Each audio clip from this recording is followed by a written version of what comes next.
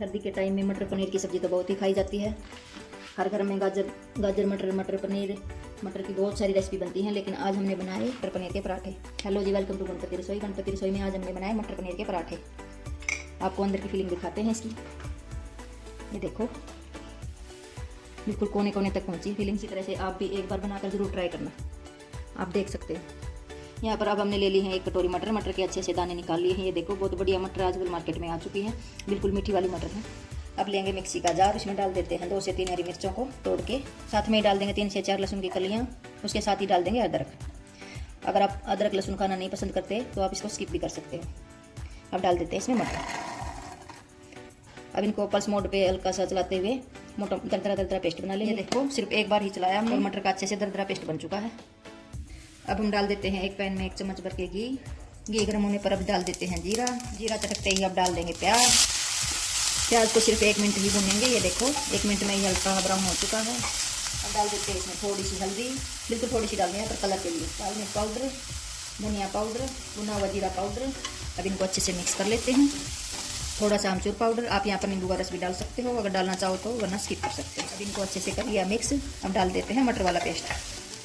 अब इनको भूनेंगे सिर्फ 2 मिनट। तो हमने अच्छे से भून लिया है और गैस बंद कर दी है। ऊपर से डाल देते हैं, अब डालेंगे नमक को अच्छे से मिक्स करेंगे। अभी कढ़ाई गर्म है, इसी में रखना है, निकालना नहीं है ऊपर। नमक डालने के बाद इसी तरह से चलाते हुए मिक्स कर लेंगे। मटर के पेस्ट को ठंडा होने देंगे।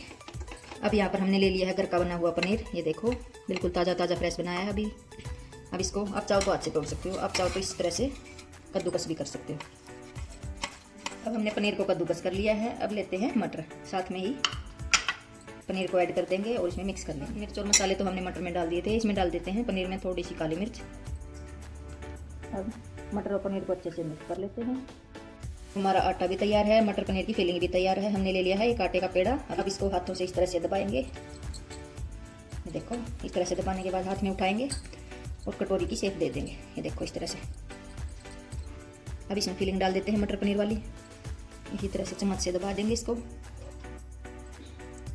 इसी तरह से चम्मच से दबाते हुए हाथों से इसको सील कर देंगे इस तरह से, और वापस आटे को इसी तरह से दबा देंगे। ये देखो, अब सूखा आटा लगाएंगे पेड़े के ऊपर। सूखा आटा लगाने के बाद अब इसको हाथों से इस तरह से दबाते जाएंगे, कोने कोने तक फिलिंग को पहुंचा देंगे। एक बार फिर से सूखा आटा लगा लेते हैं। और आप चाहो तो बेलन से बेल सकते हो, आप चाहो तो इसी तरह से। ये देखो, हाथों से भी आसानी से पराठा बनेगा तब आटा सॉफ्ट होगा।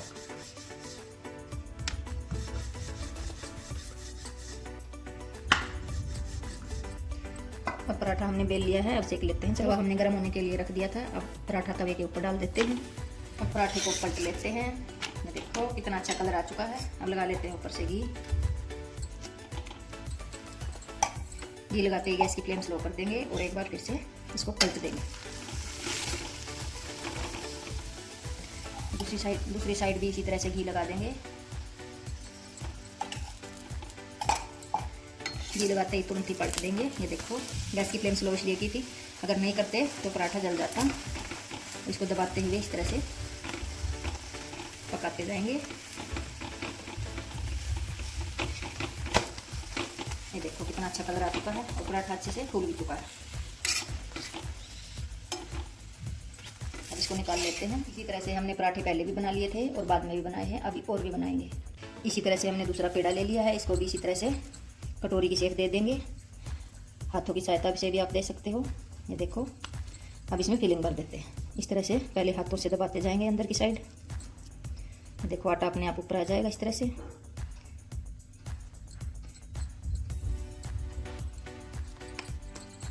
और सूखा आटा लगाने के बाद एक बार फिर से हाथों से बेलन से बेल लेते हैं इसको। देखो, कितनी भी स्पीड में बेलोगे आप, बिल्कुल भी नहीं फटेगा। बेल लिया था, अब बारी आती है सेकने की। और फिर से पराठे को पलट लेते हैं। ये देखो, कितना अच्छा कलर आ चुका है। ऊपर से इसी तरह से घी लगाते जाएंगे और पकाते जाएंगे। जैसे ही लगाएंगे घी, एक बार फिर से पलट देंगे और पलटते ही फिर से लगा देते हैं ऊपर से घी लगाते ही तुरंत ही पलट देंगे। ये देखो, पराठा अच्छे से फूल चुका है पूरी की तरह, देख सकते हैं आप।